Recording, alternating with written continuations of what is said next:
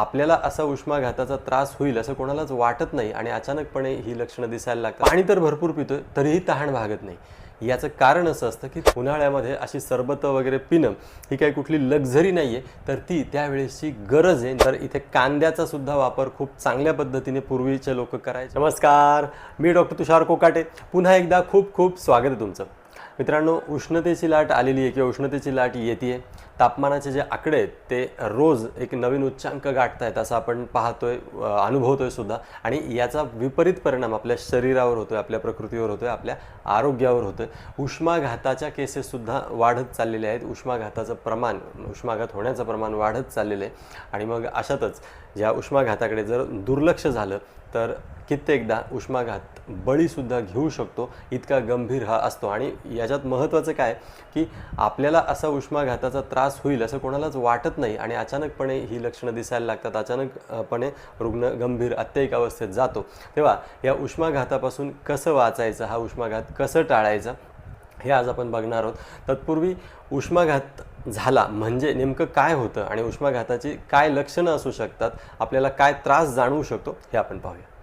बघा, उष्माघाताची ही जी लक्षणं असतात ही प्रामुख्याने का दिसतात तर आजूबाजूचं जे टेम्परेचर असतं, तापमान असतं, ते खूप वाढलेलं असतं आणि त्याच्याशी जुळवून घेताना शरीराला जर योग्य मदत मिळाली नाही तर ही लक्षणं दिसतात।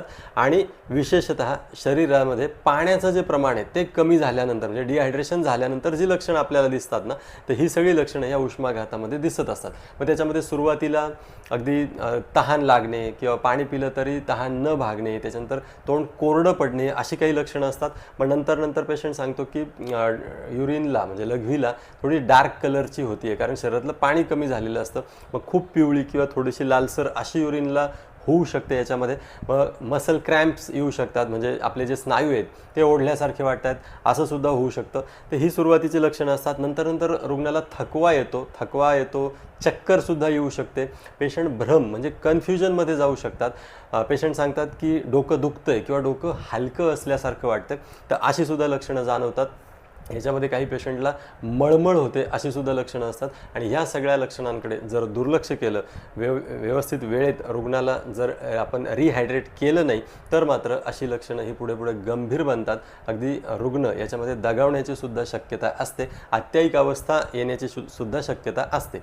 मग आता हा उष्माघात टाळण्यासाठी आपण काय करू शकतो का? तर आता याच्यामध्ये उपाय काय काय करता येतील? तर बघा, नेहमी सांगितलं जातं की या दिवसामध्ये भरपूर पाणी प्या, बरोबर आहे। जितकी गरज आहे, जेवढी तहान आहे तेवढं पाणी पिलंच पाहिजे। परंतु या पाण्याच्या बाबतीत मी अजून असं ॲड करेल की योग्य प्रमाणात पाणी पिणं गरजेचं आहेच आहे, परंतु पाणी पिणं का गरजेचं आहे, ह्या पाण्यातून आपल्याला काय मिळतं आहे? तर या पाण्यातून आपल्याला वेगवेगळ्या प्रकारचे क्षार आपल्या पोटामध्ये जात असतात, जे आपल्यासाठी जीवनावश्यक असतात।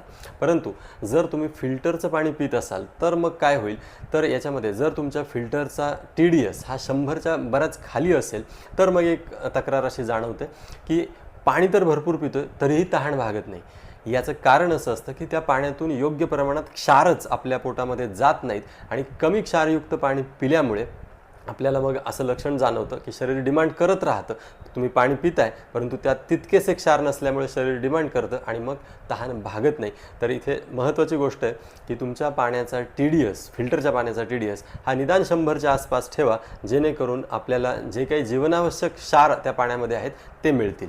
आता याच्या व्यतिरिक्त मग बाकी काही करायचं आहे का? तर बघा, इथं बऱ्याचदा असं होतं की डिहायड्रेशन एवढं झालेलं असतं, इतकी उष्णता असते की नुसतं पाणी पिऊनही भागत नाही किंवा क्षार हे थोडे वरूनही घ्यावे लागतात। वरून म्हणजे मग कसे घ्यायचे? तर याच्यामध्ये काही सरबतांचे ऑप्शन आपल्याकडे आहेत। तर मग त्याच्यामध्ये लिंबू सरबत असेल किंवा नारळ पाणी असेल किंवा थोडंसं मीठ टाकलेलं ताक असेल, मठ्ठा असेल घरी केलेला, तर यांचं सेवनसुद्धा तुम्ही करू शकता। धण्याचं सरबत आहे किंवा कैरीचं पन्ह आहे, वाळ्याचं सरबत आहे, या गोष्टींचा समावेश किंवा वेगवेगळ्या फळांचे जे सरबतं असतात, ज्युसेस असतात, तर त्यांचासुद्धा समावेश तुम्ही तुमच्या या दिनचर्येमध्ये म्हणजे उन्हाळ्याच्या दिवसांमध्ये अगदी मुक्त हस्ताने करू शकता। उन्हाळ्यामध्ये अशी सरबतं वगैरे पिणं ही काही कुठली लक्झरी नाही आहे, तर ती त्यावेळेसची गरज आहे, निकड आहे, त्यामुळे ती घेतली गेली पाहिजेत। आता याच्यामध्ये अनेक लोक असे विचारतात की डॉक्टर, मग ही जी बाजारामध्ये बाटलीबंद जी पेय मिळतात, शीतपेय मिळतात, कोल्ड्रिंक्स जे आपण म्हणतो की वेगवेगळ्या प्रकारची कोल्ड्रिंक्स असतात, तर ही कोल्ड्रिंक्स पिली तर चालतील का? तर बघा, मगाशी सांगितलं की शरीराला गरज कशाची आहे, शरीराला गरज आहे पाण्याची आणि त्यातल्या क्षारांची, कारण क्षार कमी पडत असतात. मग आता ह्या कोल्ड्रिंक्समध्ये असं काही आहे का, तर असं काही नाही. ह्या कोल्ड्रिंक्समध्ये मोठ्या प्रमाणात साखर टाकलेली असते, साखर भरलेली असते याच्यामध्ये. आणि इथे उन्हाळ्याच्या दिवसांमध्ये काही खूप साखरेची गरज आहे आपल्याला असं काही प्रत्येक वेळी पिक्चर नसतं. त्याच्यामुळे उष्माघात टाळण्यासाठी ह्या कोल्ड्रिंकचा किती उपयोग होतो, तर विशेष असा काहीच उपयोग याचा होत नाही. त्याच्यापेक्षा जे आपली मगाशी सांगितलं तसं नारळ पाणी किंवा ऊसाचा रस असेल, लिंबू सरबत असेल, हे जे पर्याय आहेत हे जास्त चांगले आणि तुलनेने सेफसुद्धा आहेत. या व्यतिरिक्त काय काळजी घेऊ शकतो आपण, तर बघा, घरामध्ये व्यवस्थित व्हेंटिलेशन राहील, हवा खेळती राहील याची काळजी घ्या किंवा अशी काहीतरी व्यवस्था करा. दुसरी गोष्ट अशी की जर तुम्हाला शक्य असेल आणि काही काम नसेल तर दुपारी 11 ते 4 या वेळेमध्ये घराच्या बाहेर पडणं टाळा, कारण बऱ्याचदा उष्णतेचा जो अतिरेक किंवा कहर होतो तो याच वेळेमध्ये होतो आणि उष्माघाताचे जे केसेस दिसतात त्यासुद्धा या वेळेत उन्हात फिरल्यामुळे जास्त प्रमाणात दिसतात. त्यामुळे शक्य असेल तर या वेळामध्ये घराच्या बाहेर पडू नका. आणि ज्यांना हे शक्य नसेल, काही कामानिमित्त बाहेर जावंच लागत असेल, तर अशा वेळी मात्र अंगामध्ये सुती कपडे असणं, ते सैलसर असणं आणि त्यांचा रंग शक्यतो पांढरा असणं हे तितकंच गरजेचं आहे. याने उष्णतेचा त्रास आपल्याला कमी होणार आहे.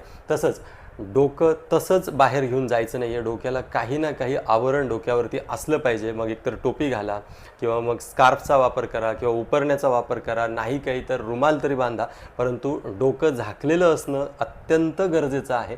शिवाय जर तुम्हाला शक्य असेल तर इथे कांद्याचा सुद्धा वापर खूप चांगल्या पद्धतीने पूर्वीचे लोक करायचे. आता ती पद्धत किंवा ती प्रथा बंद होत चाललेली आहे खरं तर. पण अशा प्रकारचं जर टेम्परेचर आता आपल्याला फेस करायचं असेल तर इथे सुद्धा परत आपण ह्या कांद्याचा वापर करायला पाहिजे खरं तर. काय करायचा आहे वापर, तर घराच्या बाहेर पडताना तुम्ही जर टोपी घालत असाल किंवा उपरणं बांधत असाल तर त्याच्यामध्ये आतमध्ये डोक्यावरती थोडासा कांद्याचं जे आतलं जे टर्पल किंवा आतलं जी काही पाकळी आपण म्हणतो ती कांद्याची पाकळी तुमच्या डोक्यावर ठेवायची आणि मग टोपी किंवा उपरणं घालायचे. असं केल्याने काय होतं, तर असं केल्याने उष्माघातापासून किंवा अतिरिक्त उष्णतेपासून आपलं संरक्षण होत असतं. घराच्या बाहेर पडताना बऱ्याचदा असं होतं की आपण जिथे जातोय तिथे आपल्याला पाणी मिळेल की नाही अशी जर शंका असेल तर स्वतःची पाण्याची बाटली स्वतःकडे ठेवा. जर तुम्ही चालत जात असाल तर एखादी छत्री जर कॅरी करू शकत असाल तुम्ही तर छत्रीचा सुद्धा वापर या ऋतूमध्ये नक्की करा. शिवाय आयुर्वेद असं सांगतोय की या ऋतूमध्ये व्यायाम थोडा कमी करायचा असतो किंवा नाही केला तरी चालतो. कारण होतं काय, व्यायाम केला तर घाम खूप येतो आणि घाम जर जास्त प्रमाणात आला, आधीच उष्णता आहे, आधीच डिहायड्रेशन आहे आणि जर व्यायामाच्या रूपाने जर घाम जास्त आला तर डिहायड्रेशन अजून होण्याची शक्यता असते. त्यामुळे या ऋतूमध्ये व्यायाम नाही केला किंवा कमी केला तर बेस्ट आहे.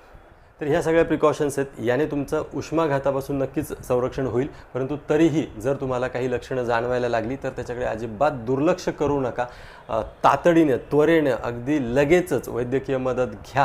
हे आवर्जून याच्यासाठी सांगतोय की उष्माघाताची ही जी लक्षणं आहेत ही अत्यंत त्वरेने, अत्यंत वेगाने गंभीर बनत चालतात. बऱ्याचदा असं होतं की ब्लड सर्क्युलेशन कुठेतरी हॅम्पर होतं आणि मग आपले जे महत्त्वाचे ऑर्गन्स आहेत आतले, त्यांना रक्तपुरवठा व्यवस्थित होत नाही आणि मग कुठेतरी ऑर्गन फेल्युअरमध्ये सुद्धा पेशंट जातो.